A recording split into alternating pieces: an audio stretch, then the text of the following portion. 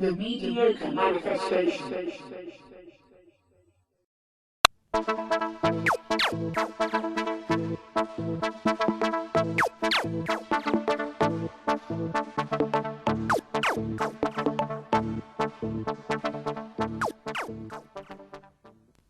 Now that was the theme tune for the first ever pilot episode of The Mediocre Manifestation. It wasn't amazing. In fact, it was distinctly mediocre, and then at least my program lives up to its name. Welcome to my podcast, one that has already been described by someone I know as something that will never happen, and another of my friends called it a distinct waste of time. This is a free audio podcast, and these 2 points are very important. It is free because if I had charged for this sort of rubbish I would have been locked up, and it is audio rather than video, because A, I was thinking about you, the listeners, or listener, being able to get on with some important task, leaving me rambling in the background, and 2, for a video podcast you need a studio, special effects, lighting, decent outfits, time and money, and basically a lot more effort.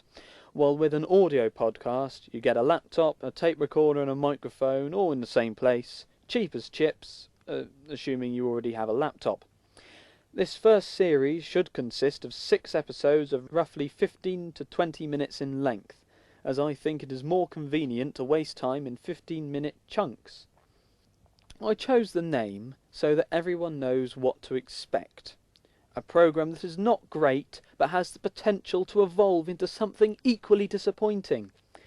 In later episodes I hope to have segments from other people, but they have told me in no uncertain terms that I had to do at least the first 2 programs on my own, so they could see how it went. Gits. So that's 30 minutes of just me, interspersed with theme music to separate the sections. I'd better get started.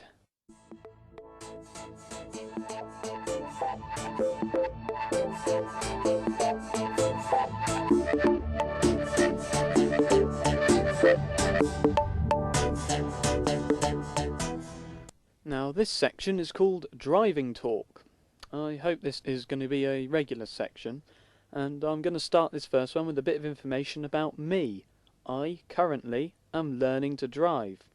An interesting experience, as for the first time I understand why other people complain about all the idiots on the road.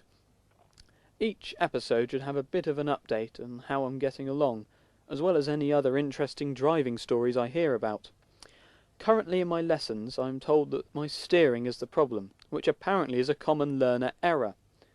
Personally, I think steering is the most basic part of driving, as making it go when you can't control the direction seems terrifying. Yet I'm still on the roads. Incidentally, I should just issue a general warning to Somerset to be wary of a red Nissan Pixo with a learning school thing on its roof, as sometimes I'm in there panicking over whether I'm too close to the hedge. However, my instructor has told me I could have my licence within 7 weeks of starting, so fingers crossed. The issue then will be of getting a new car, or rather an old one. I have set my sights on a Morris Minor pickup. Morris Minors being, of course, the Rolls-Royce of the car industry. With this pickup, I will be able to achieve a truly astonishing 62 miles per hour and fit a whole passenger. The issue being, as ever, cost. So instead of looking at cars I can't afford, I'm talking into a microphone and broadcasting to people who don't want to hear me. What most people don't realise is how dangerous cars can be. I mean, obviously, while driving them you can have accidents, that sort of thing, but every single aspect of them can cause harm in some way or another, even buying them. I'd heard people telling me this in the past, of course, and never really believed them, until a friend of mine bought a new Jaguar. She was really proud of it, said it was in amazing condition, good price and all the rest of it, left it in the garage overnight. Next morning it bit her legs off. They've got it in a zoo now, and each year the mechanics draw lots to see who has to give it the MOT. One poor sod has done it 3 years in a row now, Lost both arms and one foot so far. Apparently the worst part is trying to check the dipstick for oil. I'm not sure what happened to the friend. We lost contact in the end. I'll have to try and sort that out. Anyway, got a bit far from the driving talk, so I think it's time to end this segment.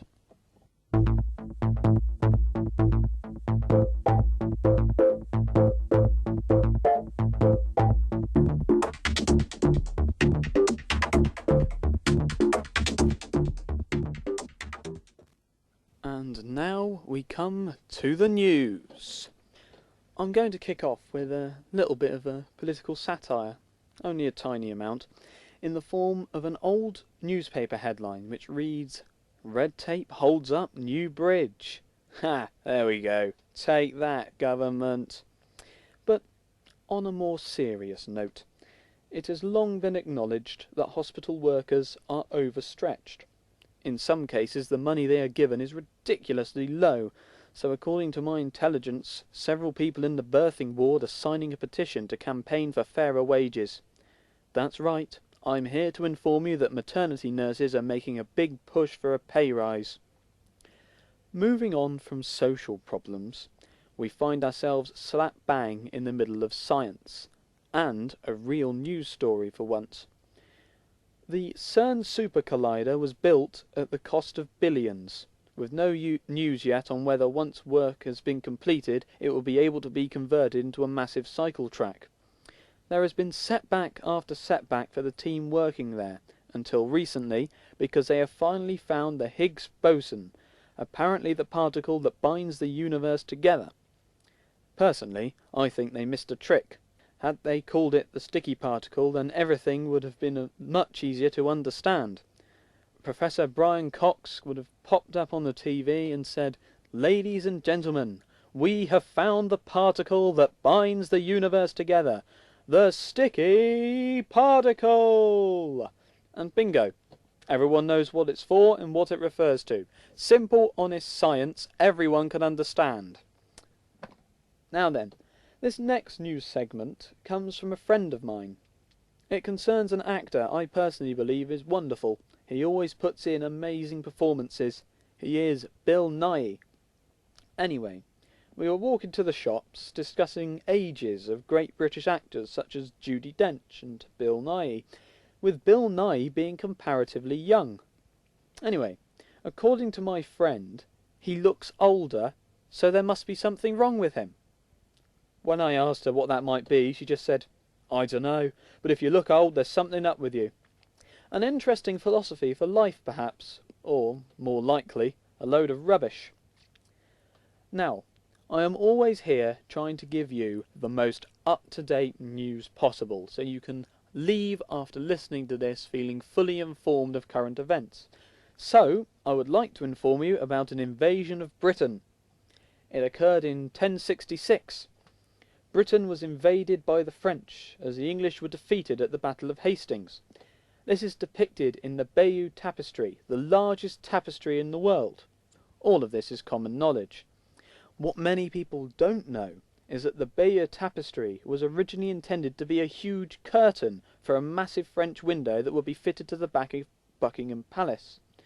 Oddly, the invasion force was sadly lacking in builders and glazers, so William the Conqueror brought in the British tradesmen. After threatening them with death if they did not get the job completed in the shortest time possible, the terrified British obeyed to the best of their ability, and work is expected to begin any day now. That is all the news that is needed so far. Moving on.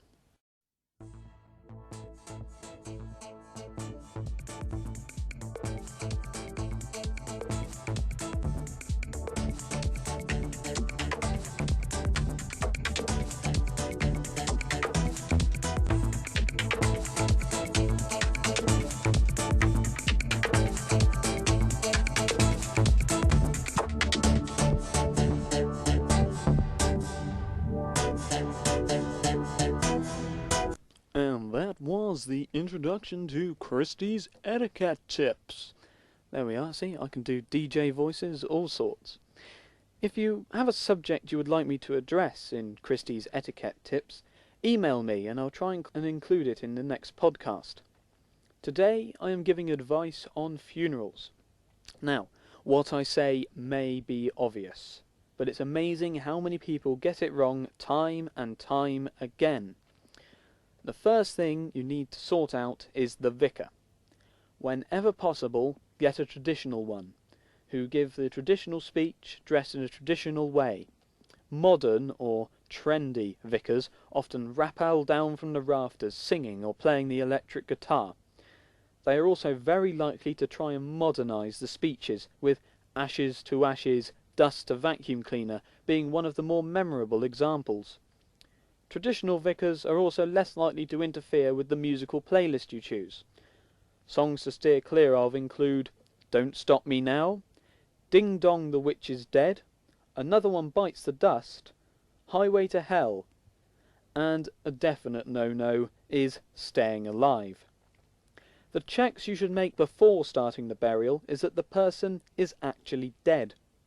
Far too many zombies have been consigned to the ground in recent years, with many having to dig themselves out unaided. Vampires have also suffered this prejudice, and I think it's ridiculous that in this modern era we don't accept them for who they are.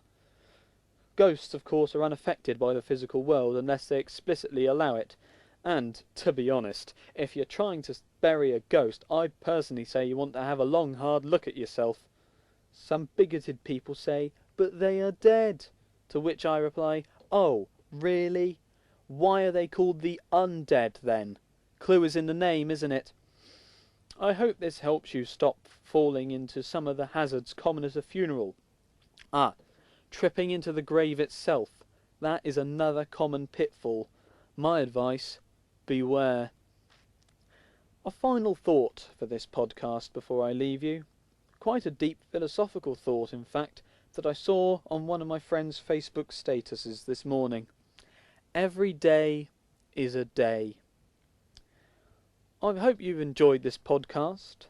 If you want to get in contact, then email me at themediocremanifestation@hotmail.com with opinions and ideas for the show, and any other philosophical sayings you want broadcast or discussed on the show. It's at this point that I realise what a stupid name the Mediocre Manifestation is, as it's too long and rather difficult to spell. However, I wish you all the luck in getting in contact with me.